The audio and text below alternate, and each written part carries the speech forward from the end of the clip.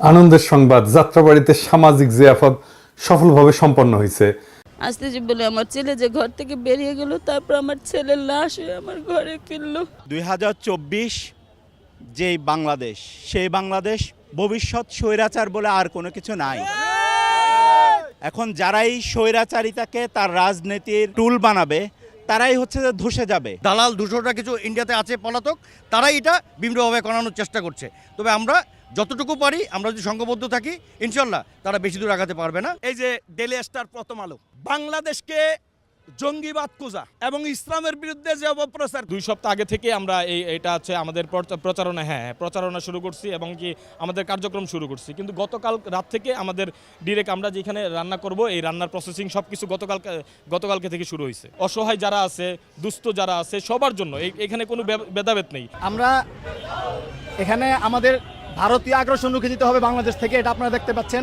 আমরা ভারতীয় আগ্রাসন ইতিমধ্যেই এই বাংলাদেশের মধ্যে বিভিন্ন জায়গায় বিস্তার করে আছে। এগুলোকে আমরা এখন আমরা জুলাই বিপ্লবের পরও এগুলোকে আমরা বাংলাদেশ থেকে রুখে দিতে পারিনি। সেই সাথে আমরা প্রথম আলো এবং ডেইলি স্টার এই দুইটার যারা মাহফুজ আনামার মতি আছে, এদের আমরা পদত্যাগ চাই। যে প্রত্যেকটা নিউজের মধ্যে জুলাই বিপ্লবের নিউজগুলো, সবগুলো নিউজের মধ্যে দেখছেন আপনারা যে আমাদেরকে খুনি, আমাদেরকে বিভিন্ন ট্যাগ লাগিয়ে, বিশেষভাবে যখন কোনো হুজুররা কোনো হুজুরদের ব্যাপারে নিউজ করা হতো, সেই নিউজের মধ্যে তারা জঙ্গি ট্যাগ লাগিয়ে দিত। যাত্রাবাড়ির প্রতিরোধ যোদ্ধাদের সম্মানে জিয়াফত এবং 10,000 মানুষকে খাওয়ানোর আয়োজন করা হয়েছিল। 10,000 মানুষ খাইছে। যাত্রাবাড়ি ছিল আমাদের জুলাই আগস্ট বিপ্লবের লেনিনগ্রাদ। তাই যোদ্ধা আর শহীদ পরিবারের সম্মানে এই সেলিব্রেশন, র্যালি হয়েছে, গান হয়েছে, আতশবাজি পোড়ানো হয়েছে, খাওয়া দাওয়া তো হয়েছেই। 10,000 লোককে খাওয়ানো হয়েছে সারাদিনে। তারপরে অনেক খাবার বেঁচে গেছে। এলাকার মাদ্রাসাগুলোতে দেওয়া হয়েছে খাবার। আমি অবাক হইলাম, 10,000 মানুষ তো কম না, তারপরেও খাবার বাঁচে কেমনে? আয়োজনে যারা ছিল তারা বলছে খোদা তাআলা বরকত দিচ্ছে। হয়তো দিচ্ছেন। যারা দান করছেন আমি তাদের কাছে কৃতজ্ঞতা জানাই। আধার প্রদীপ ফাউন্ডেশন বাংলাদেশ টিম কাজে সাহায্য করছে, তাদেরকেও আমি কৃতজ্ঞতা জানাই। পর্যটন কর্পোরেশনের শেফরা এসব বিনা পারিশ্রমিকে রান্না করে দিয়ে গেছেন, পর্যটন কর্পোরেশনকে আমাদের কৃতজ্ঞতা। শহীদ পরিবার যারা আসছেন তাদের কাছে কৃতজ্ঞতা। পুলিশের তরফে নিরাপত্তার জন্য ব্যবস্থা করা হয়েছে, উনারাও শহীদ পরিবারের পাশে বসে খাইছেন। এক অপূর্ব দৃশ্য। এইভাবেই অবিশ্বাস আর সন্দেহ কাটবে। আইজিপি সাহেব নিজে ফোন করে খবর নিছেন, উনারাও আমাদের কৃতজ্ঞতা। এত বড় আয়োজন আমরা করতে পারবো এটা আমরা ভাবি নাই, কিন্তু হয়ে গেল, খোদা তাআলা মিলাই দিলেন। আমি খালি ভাবতেছি খাবারে এমন বরকত আসলো কিভাবে। আমাদের এরপরের জিয়াফত রামপুরায়।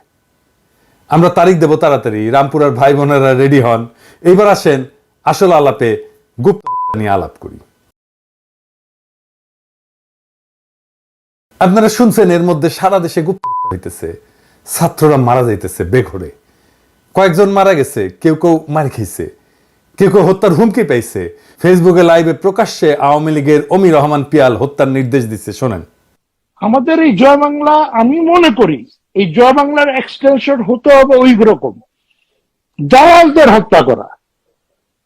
যে লোকগুলো আমাদের এই মেটিকুলাস প্ল্যান বলে একটা, মানে কি বলে, গেট ব্যাক বাংলাদেশ বইলা ইস্ট পাকিস্তানের দিকে ফেরত দিচ্ছে, মানে 54 বছর আগে নিয়ে যাচ্ছে। এদের বিরুদ্ধে লড়াই করতে হবে এবং দ্যাট ইজ একেবারে খুঁজে প্রতিটা গ্রামে, প্রতিটা মহল্লায় এই দালালদের হত্যা করা হলো গিয়া মিশন হওয়া উচিত। দ্যাট উইল মেক এ মুক্তিযোদ্ধা। এবং এই মুক্তিযোদ্ধার প্রথম কলেমা হচ্ছে জয় বাংলা। That is the campaign we are doing. Swiss আইনে, ইউরোপিয়ান আইনে এটা অপরাধ, চরম অপরাধ। আমরা জানতে চাই বাংলাদেশের পররাষ্ট্র মন্ত্রণালয় কি করছে এটা নিয়ে। আমরা প্রকাশ্য বিবৃতি চাই। আমরা চাই পররাষ্ট্র দপ্তর সুইস অ্যাম্বাসাডারকে ডাইকা ভিডিও দেখাক সাবটাইটেল দিয়া। জানতে চাক তোমরা কি করছো। সুইজারল্যান্ডের বাংলাদেশি ডায়াসপোরা আপনাদের ট্যাক্সের পয়সায় তারা ভাতা দেওয়া হয়, সে আরেকটা দেশে সেই সুইজারল্যান্ড থেকে হত্যার হুমকি দিবে। ছাত্ররা মিছিল করতেছে, নিরাপত্তা চাইতেছে, কিন্তু ছাত্ররা কেন অমি রহমান পিয়ালের এই প্রকাশ্য হত্যার নির্দেশের বিরুদ্ধে পররাষ্ট্র মন্ত্রণালয় কি করছে তার জবাব চায় নাই। যাই হোক, আসেন আমরা দেখি হামলাগুলো কারা করতেছে। আমি মনে করি না যে অমি রহমান পিয়ালের হুমকিতে বাংলাদেশে কেউ কিছু করবে। ওই ক্ষমতা ওই হ্যাডম অমি পিয়ালের নাই। রাজনীতিতে এইসব ভাব নিতে হয়, সে নিছে। এই ভাব ওর পশ্চাতে হামদায় দিতে হবে। সেটা পররাষ্ট্র মন্ত্রণালয় করুক, না করলে আমরা দেখব।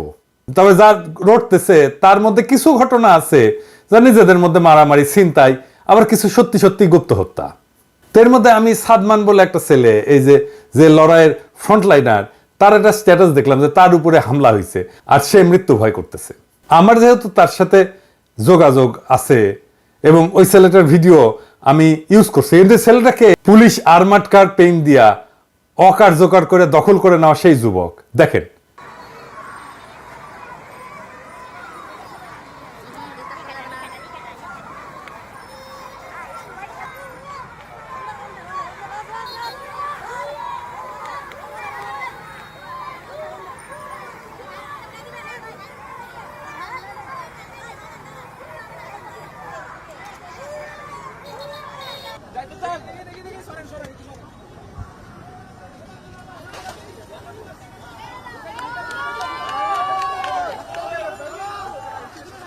তারে পিটানোর একটা ভিডিও দেখলাম, এই বীর বিপ্লবের 4 মাসের মাথায় মাইর খাইতেছে, এটা দেখাও যন্ত্রণা। যাই হোক, ওর সাথে কথা কইলাম, সে বলল বিস্তারিত, সেটা আপনারা ভিডিওতেই দেখেন, শুনেন। আসসালামু আলাইকুম, আমি সৈয়দ সাদমান সাকিব, আমি ইউল্যাবের একজন স্টুডেন্ট। গত 1 ডিসেম্বরের যে একটা ঘটনা ঘটে, আমার উপরে কিছু বড় ভাইরা, আসলে আমার ইউনিভার্সিটির সিনিয়র বড় ভাই তারা, তো তাদের সাথে বাকবিতণ্ডা এবং একটু ভুল বোঝাবুঝির কারণে আমাদের মধ্যে একটু রেষারেষি হয় এবং মারামারির পর্যায়ে চলে যায় বিষয়টা। তো সেই জায়গা থেকে আসলে অনেক ঘটনা অনেক দিকে চলে যায়, অনেকে অনেকভাবে জিনিসটাকে মিস ইন্টারপ্রেট করা শুরু করে। কয় তারিখ? 20 তারিখ। আজকে 20 তারিখ আমরা সবাই একত্রিত হয়েছি বিষয়টার সমঝোতার দিকে কিভাবে আগানো যায়, কিভাবে জিনিসটা মিউচুয়াল করা যায়, সেজন্য আমরা আজকে একত্রিত হয়েছি। এখানে কিছু বিষয় আসলে আসছে, সেটা হচ্ছে 1-2 দিন আগে আমি একটা পোস্ট দিয়েছিলাম। তো এই পোস্টের কারণে হয়তো বা অনেকে ভাবতেছে যে তারা ছাত্রলীগ, যেটা আসলে কতটুকু সত্য কি মিথ্যা সেটা কেউই বিচার করতেছে না। আসলে এমন কিছুই না, আমরা সবাই ইউল্যাবের সাধারণ ছাত্র এবং আমরা প্রত্যেকেই আন্দোলনে সক্রিয়ভাবে অংশগ্রহণ করেছিলাম। এবং হয়তোবা হইতে পারে যে এই ঘটনার প্রেক্ষিতে বাইরের অনেক থার্ড পার্টি বা হচ্ছে যারা আসলে ছাত্রলীগের সাথে জড়িত, তারা এই ঘটনাটার সুবিধা নেওয়ার চেষ্টা করতেছে। তা আমি বলবো আপনারা এই ঘটনায় কান দিবেন না। এবং আরেকটা বিষয় যেটা, যে যখন আসলে আমাদের মধ্যে ঝামেলাটা হয়, সেখানে তাদের কাছে একটা ইনফরমেশন আসে, সেই ইনফরমেশনের ভিত্তিতে আসলে তারা আমার সাথে রাগারাগি করে বা মারপিটের পর্যায়ে যায়। তো এই বিষয়ে আমি একটু অনুরোধ করবো বড় ভাই যারা ছিলেন ওই ঘটনার সময়, আসলে চাঁদাবাজির বিষয়টা একটা এলিগেশন আসে সাধারণ শিক্ষার্থীদের কাছে, যে হচ্ছে যে একটা চাঁদাবাজের একটা এলিগেশন আসে, কিন্তু এটা আসলে যাচাই করে দেখা হয়েছে এটা আসলে কোনো ভিত্তিহীন, এটার কোনো ইয়া নাই, এটার সাথে কোনো সম্পৃক্ততা নাই। আমাদের শ্রদ্ধেয় বড় ভাই যে তারেক মনোয়ার ভাই, উনি সদস্য সচিব মোহাম্মদপুর থানা নাগরিক কমিটি, তো ভাইয়া নিজে থেকে আসলে বিষয়টা সমাধান, নিজে দাঁড়িয়ে থেকে বিষয়টা সমাধান করে দিয়েছে। এখন থেকে আমরা যেটাই বলবো, আমরা সবাই আসলে ইউলেবিয়ান, আমাদের মধ্যে কোনো ভেদাভেদ নাই।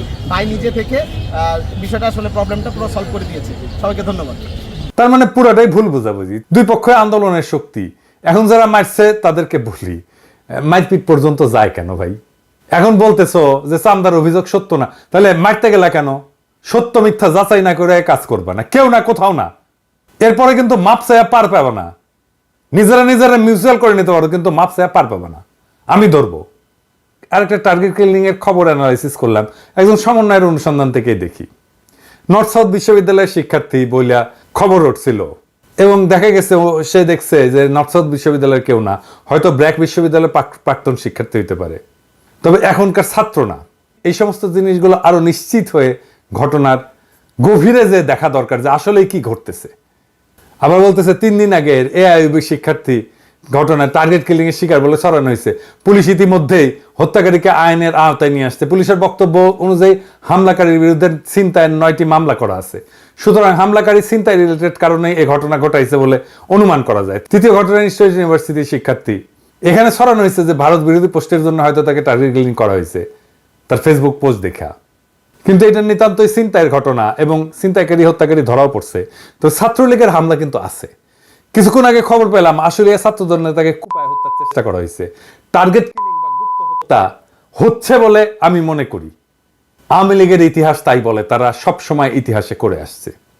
আওয়ামী লীগের খুন, জখম, হত্যা, সন্ত্রাসের সক্ষমতা আছে। তাদের সেই ক্যাডার বাহিনী আছে, অস্ত্র আছে, এবং তাদের সেই নির্মমতা আছে, সেই বর্বরতা আছে। এটারে ছোট কইরা দেখবেন না, সে আগেও এটা করছে। তবে আরো কয়েকদিন লাগবে এটার প্যাটার্ন বুঝতে। খুব সম্ভাবনা আছে আওয়ামী লীগ অর্থাৎ তার গণসংগঠনগুলা, police, answer, Chhatra League, BJP, NSI, আর্মির মধ্যে থাকা তাদের লোকজন এবং ইন্ডিয়ান নানা ধরনের এজেন্টরা এই অপারেশন চালাচ্ছে বলে আমি মনে করি। আওয়ামী লীগ কিভাবে প্রতিহিংসা নেয় তার একটা ঘটনা আপনাদেরকে বলি।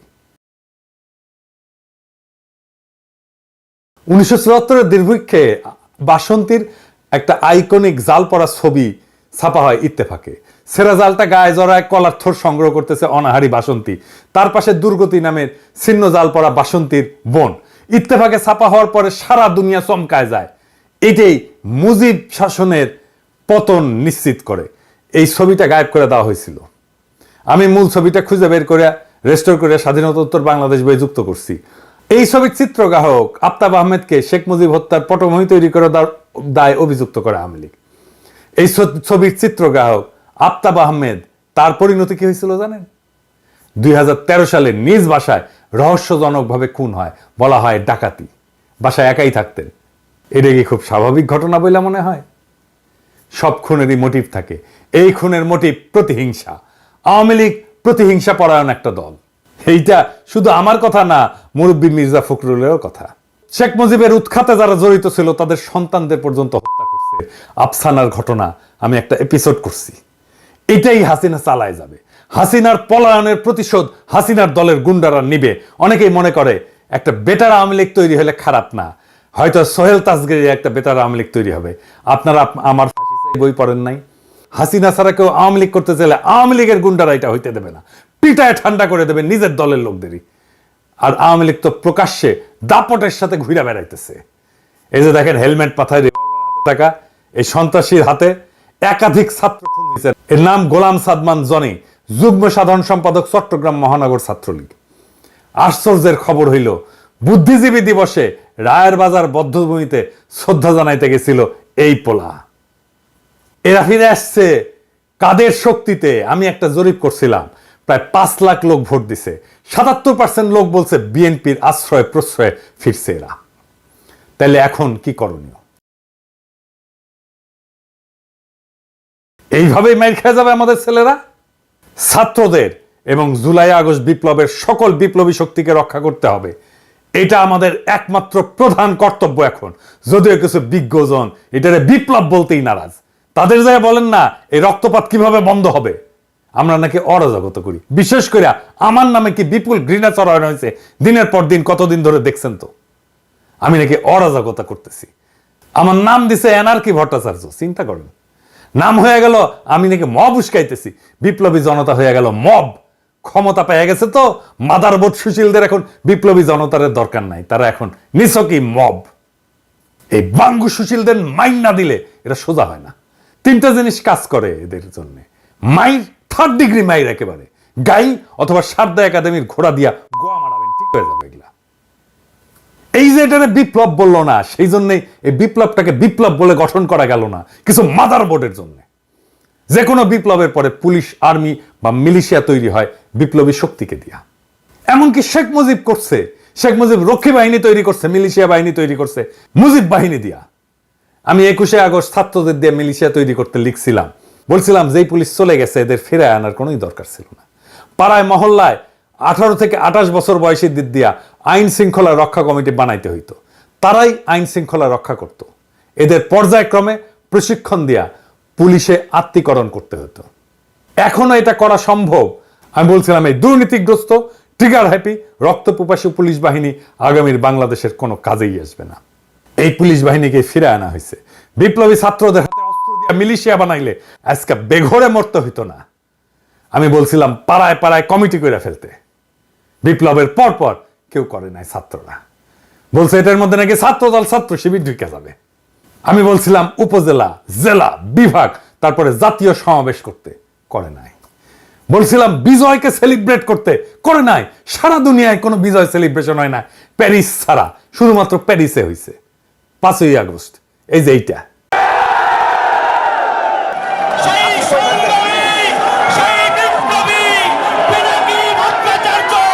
আমাদের মাঝে এখন